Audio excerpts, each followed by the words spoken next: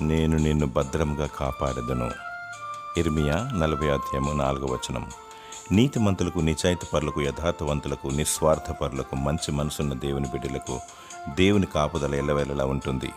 ఆపద వచ్చినప్పుడు వారు దేవుని ద్వారా తప్పింపబడతారు.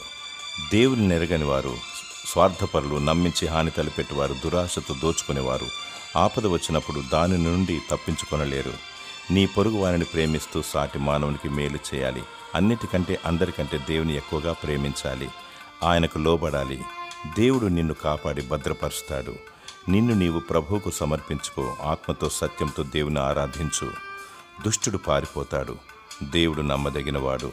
శత్రువుకు భయపడి భద్రత లేదని బాధపడుచున్నావా? అధైర్యపడకు. దేవుడు నీకు తోడుగా ఉన్నాడు. దేవుడు నీకు భద్రత, క్షేమము, కాపుదల దయచేయునుగాక. ఆమేన్.